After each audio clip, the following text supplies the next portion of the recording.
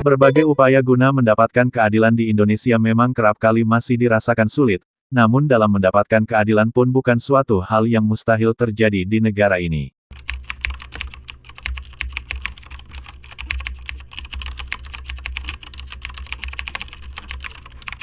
Menyusul berbagai kalangan pun ikut menyoroti permasalahan hukum tersebut.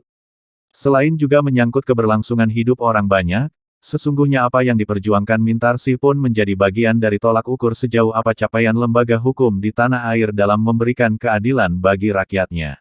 Wakil Ketua MPR RI Hidayat Nur Wahid juga angkat bicara dan mengatakan, bahwa cita-cita ingin menjadi Indonesia merdeka dulu, adalah untuk lepas dari ketidakadilan dan depresi penjajahan yang dilakukan oleh penjajah Belanda, ujar Hidayat kepada wartawan di Jakarta, Jumat tanggal 25 Agustus tahun 2023. Sehingga, tegas Hidayat bahwa kata dasar itulah, maka dalam Pancasila kita ada kata-kata adil. Kata adil itu muncul dua kali kan, dari sila kelima kepanjangannya karena kita sudah berada di posisi 78 tahun Indonesia merdeka, harusnya ada grafik yang kalaupun ada masalah tapi grafiknya menunjukkan naik gitu, tuturnya. Dikatan Hidayat lagi, terwujudnya keadilan sangat menentukan bagi kemajuan bangsa dan negara. Sehingga rakyat percaya bahwa kita berada di alam merdeka dengan penegakan keadilan yang terlihat setiap tahun lebih baik dari tahun-tahun sebelumnya. Ya, jadi saham saya sebetulnya di PT Bluebird Taxi itu 21,6%. Tapi kita lihat apa hubungannya antara PT Bluebird Taxi dan PT Bluebird Tbk. Jadi pada tahun 2001 secara diam-diam dibuat PT Bluebird Taxi oleh dua pemegang saham, dari sekian banyak itu hanya dua.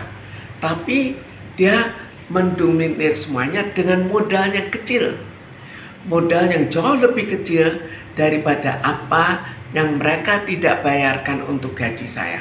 Dan itu ditulis di salah satu putusan pengadilan.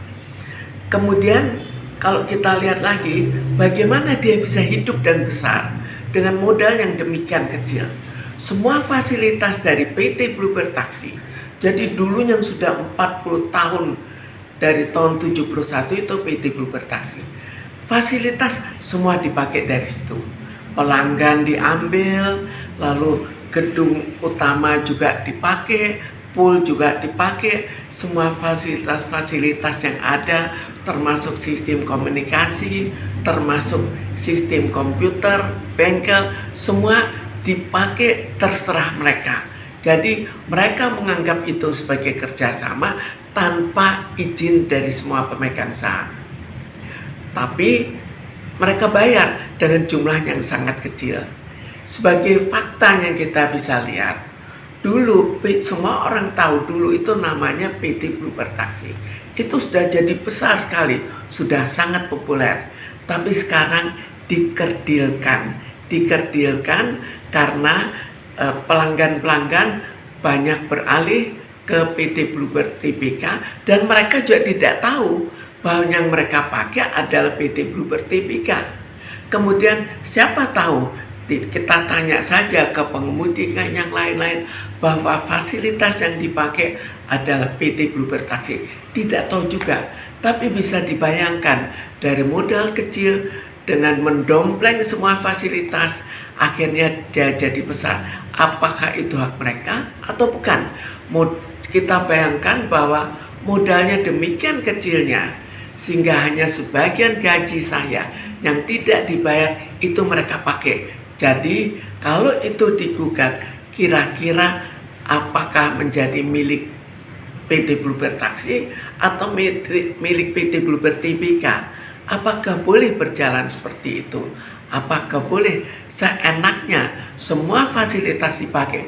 Dan sampai saat ini juga kita bisa melihat fasilitas sistem radio, sistem apa-apa, semua dari PT Bluebird Taxi, termasuk gedung mewahnya dari PT Bluebird Taxi. Simbol dari siapa?